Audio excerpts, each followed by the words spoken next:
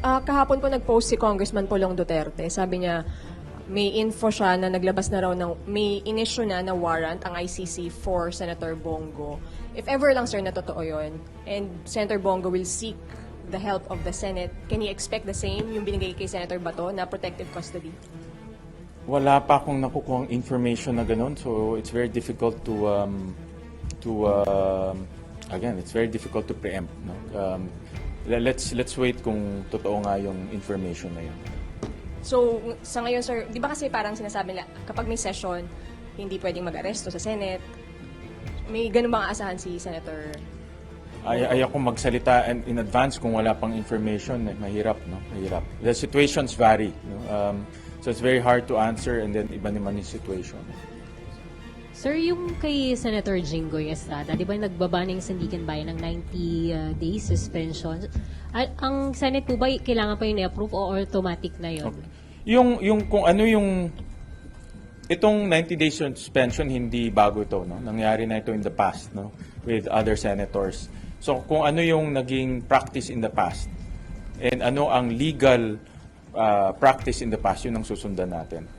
In this case, I haven't, kasi naging busy sa pre-trial, no? So I haven't really sat down with our legal team on how to go about it.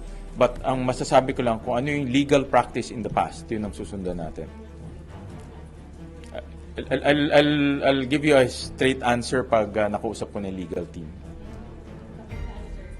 Separate pa ba yung sa impeachment, yung role niya as a senator judge sa impeachment? From what I understand, pag suspended ka as a senator, kasama na rin dun yung being a senator judge. So the suspension is to the senator, and it carries with it all the responsibilities as a senator, including becoming a senator judge. Pero sir, natanggap niyo na po. You have to distinguish determination of the quorum and to convict. These are two separate things. Determination of the quorum is iba yun, no? And determination to convict, iba rin yun. Simple ano, sir, majority yung sa quorum. Simple majority, sir. Ang quorum, yes, simple majority. Yeah. Which is 13. Yeah. Okay, guys, meron pa? Yes, sir. Sir, isip mo po ba na sana better time yung pagkaka-assume mo as SP? Kasi ang dami pong issue. May mga senator na tapos daw yung bago ka ma-elect talaga, ang daming issues. Sana, parang naisip mo ba na sana mas better times na parang...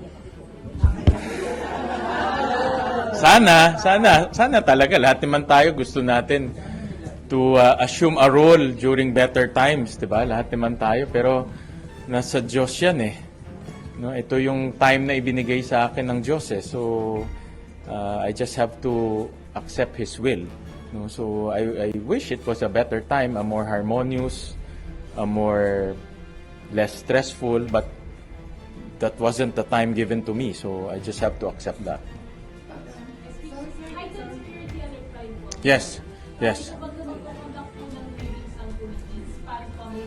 They will have to submit the guest list ahead of time, and then sa OSAA para alam ng OSAA sino yung mga resource persons ng iba't ibang committees. Okay naman eh. I monitor the process. Okay naman. Very smooth naman yung ganun. So we will request the chairman or the COMSEC, the committee secretaries, to submit the guest list ahead of time, no, para maabangan sa ano. But we will also, ang plano namin ni Sergeant at Arms is every end of the week, tomorrow actually, we'll have a security briefing with the PNP and other agencies para malaman namin yung status for the next week. No? So we'll take this week by week. Sir, more... Wala muna, except kung merong written request. No? Kagaya sa pre-trial, yung mga, in fairness sa mga senators, they sent us a list of names na gusto nilang pumasok. No? So, I appreciate the senators for cooperating with the protocols. No? Yes. That is the biggest challenge, the logistics portion. Kasi maliit ang Senado eh. Ang pinaka-problema natin dito, space. That is the biggest problem. Ang prosecution, gusto nila may may sarili silang huddle room, may sarili silang media room, meron silang sariling staff, ang defense, ganun rin. Of course, yung senators, may sarili ring mga requirements. So it's very difficult. And then under the Constitution, dapat open pa to the public. So that's another security hazard. So we need to make do with our limited space. Kaya hingi nga ko ng pag-unawa sa inyo na yung movements will be very difficult, the space will be very difficult, but we'll try our best to accommodate everyone. No? Ang importante naman, safe, maayos, at orderly conduct ng impeachment. So magkano nilalang budget, sir? Sorry? Wala pa kaming final number, but not so much, no? Kasi dito lang naman yung gaganapin. Ang nakikita ko lang added cost yan will be probably additional security or and food, parang kanya-kanyang dala eh. Alam ko eh, kanya-kanyang dala. No? So, not so much. Kasi ang maganda yung venue dito eh. So, hindi naman magiging magastos yun. Kinausap for the impeachment, ay AFP, PNP. Kasi may Marines tayo dito. We have a Marine contingent. We have 20 plus Marine contingent here. So, dapat coordinated. No? So, kahapon, if may nag-picture yata kahapon. So, hindi lang naman Marines, andun ng MMDA, Pasay LGU, NICA, PNP, AFP, sino pa ba? BFP, Fire. No? So, marami sila. Yun nga, sir. Bakit security forces, sir, yung kinausap nyo for impeachment preps? Well, we have to admit that the personalities involved are political entities or political personalities. So we have to make sure na covered ang security aspect nitong impeachment proceedings. No? And like I said, very limited in space. Ang constraint kasi dito space.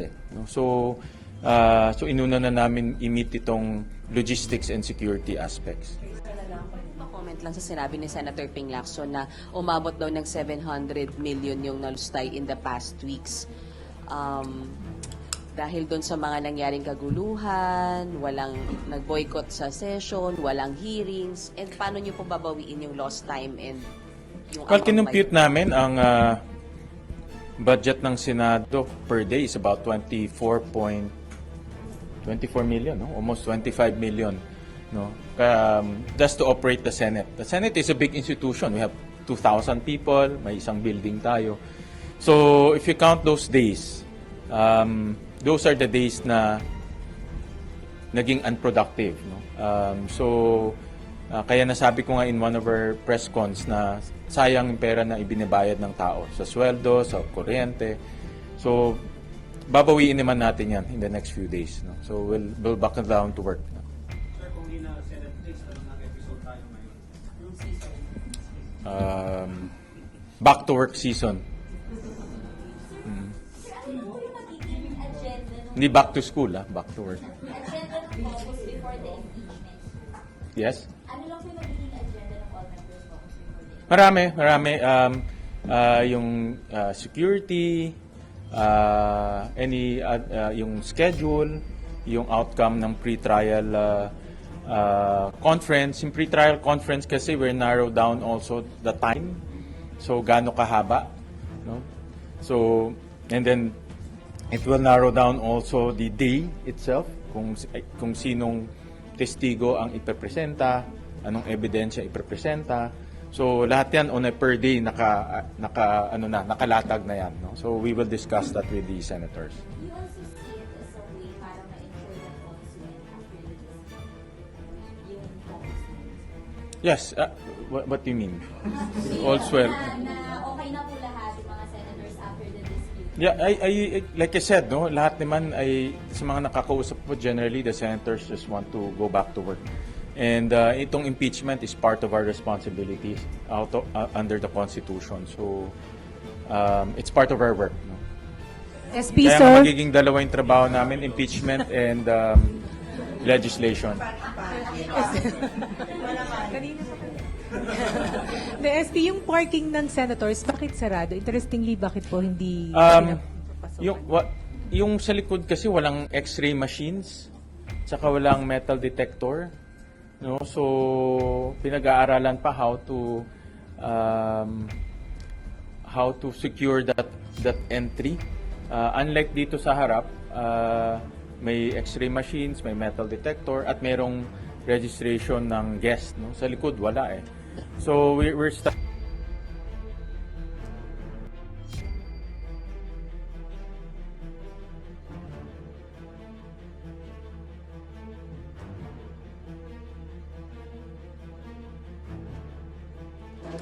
meron din dadaan din sa same security protocols. Another, marami kami napuntahan na halls of parliament. Napaka-strict. Kahit na Speaker of the House or Leader of the Parliament dumadaan sa security protocol. So, marami tayong pinag-uusapan na very sensitive. So, dapat lahat dumadaan sa same security protocol. Concern kasi ang nagpa-park lang naman doon senators and also ng chief. Oo. Meron bang concern na pwedeng magdala ng baril or any contraband? Well, pinag-aaralan namin how to secure all ingress and ingress. No, pinapag-aralan natin. Dapat pagpasok ng building safe, regardless kung sino ang papasok. No? And then sir, yung sa report nga ng DOJ na the Senate was not under attack noong May 13, binalak ko kasi nung during the Cayetano Senate presidency, binalak nila mag-hold ng hearings, magkaroon ng investigation ng sarili ang Senate. Magkakaroon po ba ngayon? And may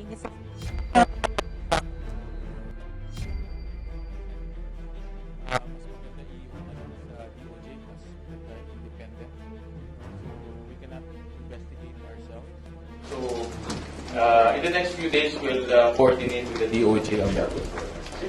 How would you describe your leadership style as a senator? You've heard about consensus building, Well, I think most of you have witnessed my last 10 years here. Pati TWG, pinupuntahan natin. No? Kasi ako, para sa akin, TWG mas importante sa hearing kasi doon yung nitty-gritty ng bill making. Eh. So, but I enjoy it. No? Kasi natututo ako at nakikilala ko yung mga resource persons. So, I think if I describe it, maybe, kayo na lang mag-describe, no? I think mahirap self-serving kasi pag di-describe ko sarili ko eh. Oo. Oo. Okay? Last.